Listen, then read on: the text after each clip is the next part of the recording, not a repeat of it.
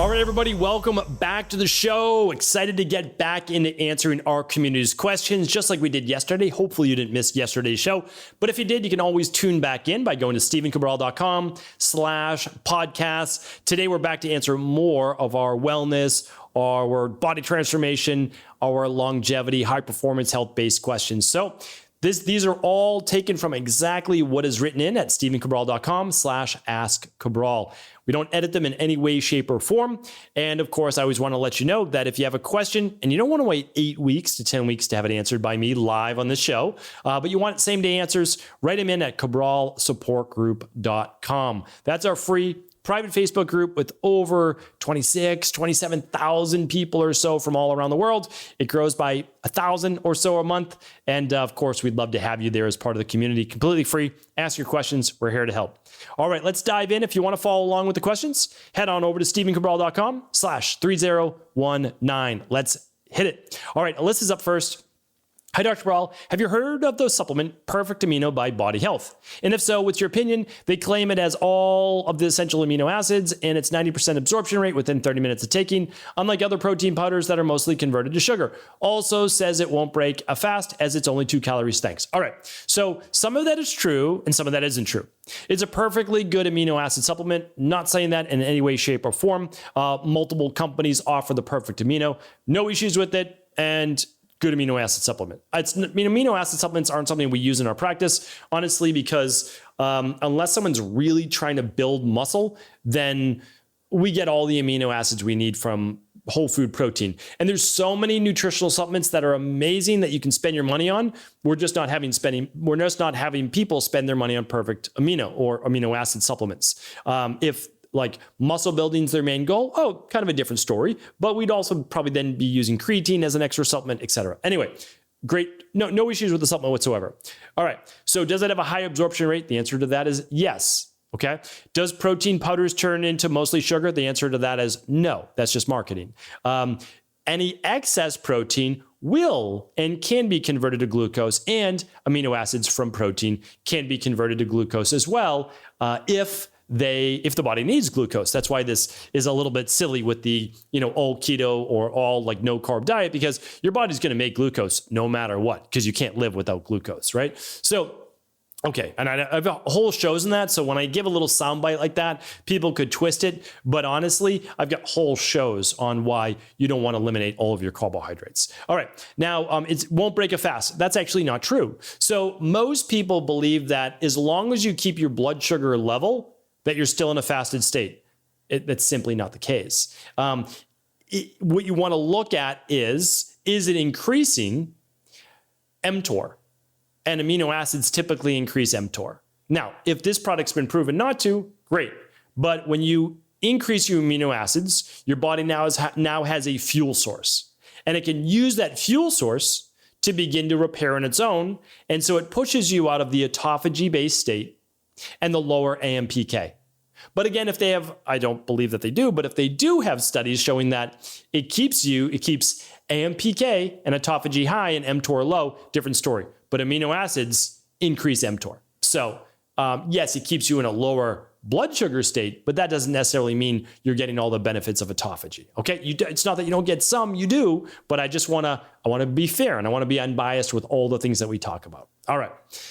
Seth is up next. Hey, Doc, I was just listening to your podcast that you asked for help to make it easier for people to find the info they're looking for. And I'm assuming you're talking about the podcast.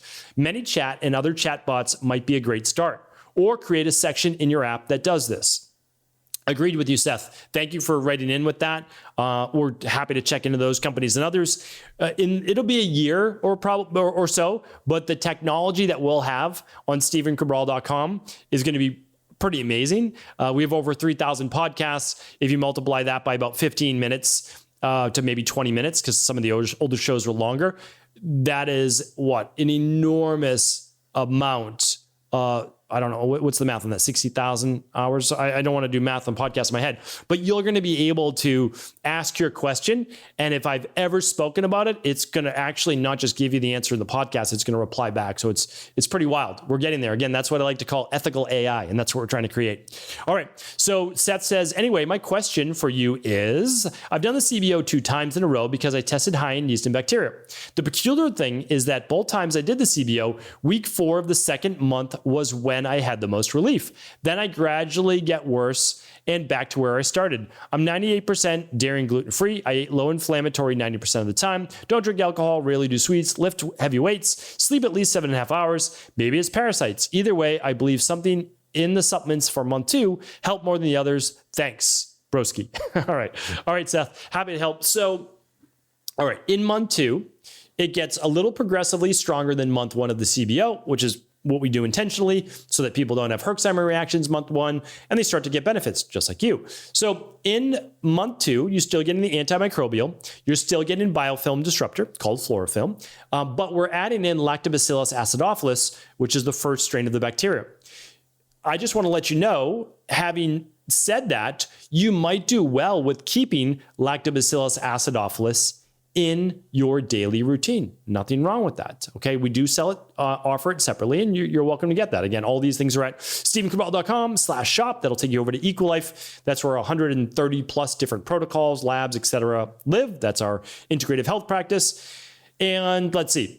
But the other thing is, because this, you're not the first person having said that, it doesn't happen often, but we've been doing this a little bit of time. So it's also has to do sometimes with food reintroduction. The first 3 weeks to 4 weeks is really locked down. Then after that, you're gradually adding back foods.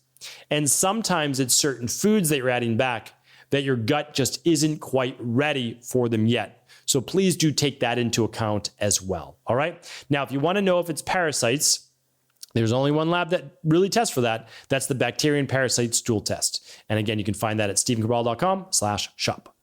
All right, Stacy's up next. Stacy says, hi, Dr. Cabral. Really enjoy listening to your podcast. Thank you, Stacy. My question is, can an infrared sauna blanket cause issues in people who are sensitive to heat? I don't really know if I'm sensitive to heat, but I do have thyroid disease. I started using my infrared sauna blanket 8 months ago, and within a few weeks, my left shoulder started hurting really bad, and my left hand went numb. This happened until I stopped using my sauna. I gave it a couple month break, and then I started back at the lowest temp, only at 15 minutes each time. Within 2 weeks, it started happening again. Any ideas why? That's really interesting. No, I haven't heard this too often, but I will tell you this. Sauna in general, heat in general, is a stressor on the body. And usually when you have thyroid-based issues, you've essentially put yourself in the category as my body's stressed. And so is the sauna itself too much of a hermetic stressor? Now, sauna is a great thing, no doubt about it.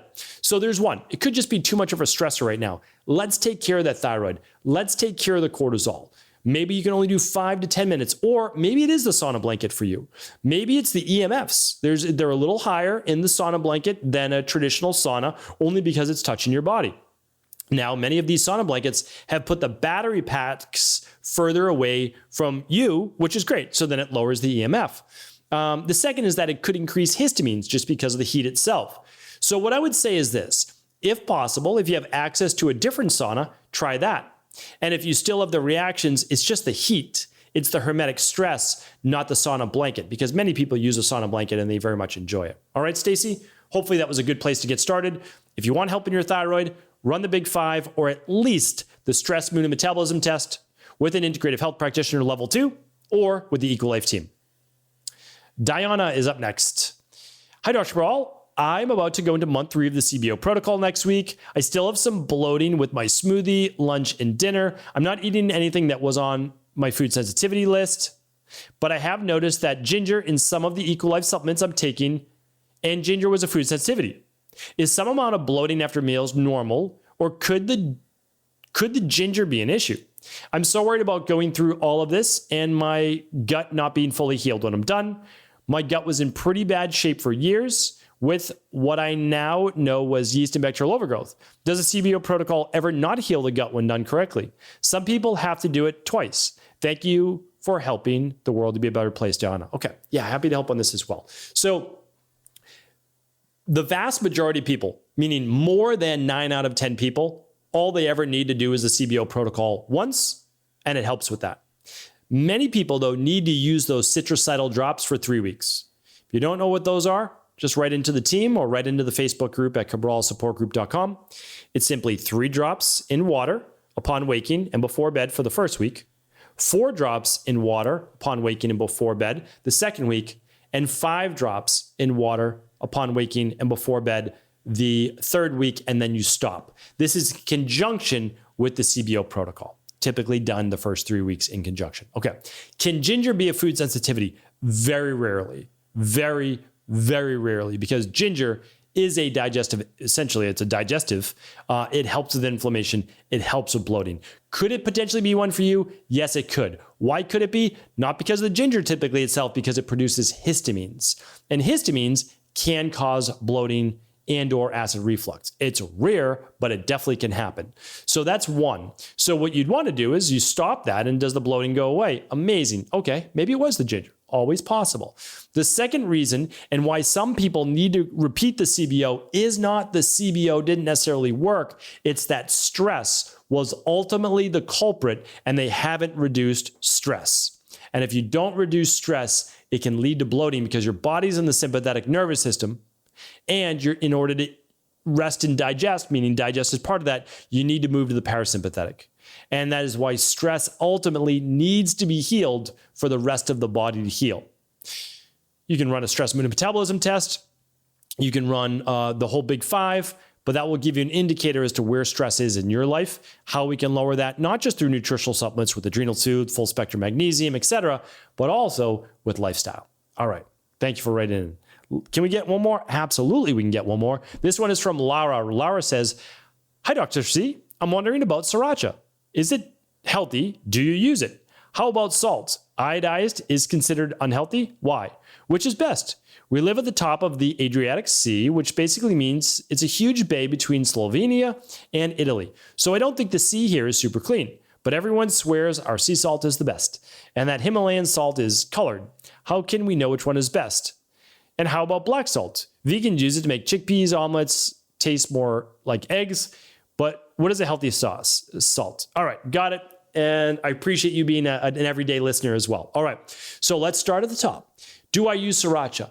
Well, I'll tell you this. I love hot sauce. I love hot sauce because I always had as a kid, because I love hot things. And then I had the worst acid reflux and digestive system from like 17 to my mid 20s, and I could never use it. And then I healed my gut. Life was good again in my 30s, and I went back to hot sauce. Now, I love hot sauce. I use all different types. So Sriracha, though, even though I like the taste of it, it's not a clean product. I'm sorry, Sriracha, but it's not. Now, I'm sure you can get maybe I don't know if it's a brand name, but the brand name Sriracha, it has xanthan gum, it has preservatives, it has sorbates, it has regular salt, not even sea salt. It's okay with some regular salt.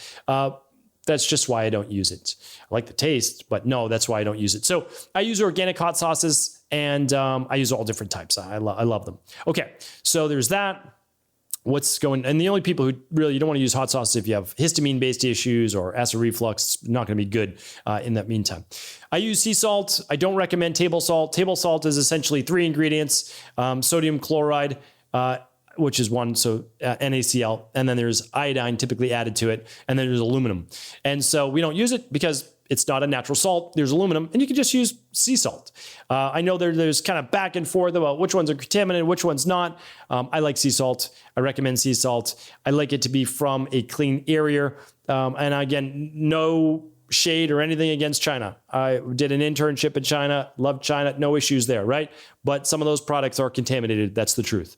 There could be microplastics in the sea salt that comes from China. There could be heavy metals. So I just want people to be safe. That's the bottom line. Nothing against any country at all. Again, like people around the world, I've been all around the world.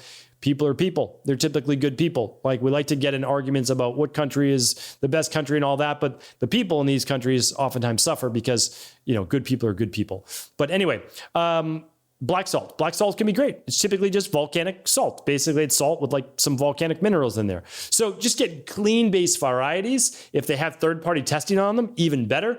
So yes, sea salt can be amazing. And hot sauce can be amazing too.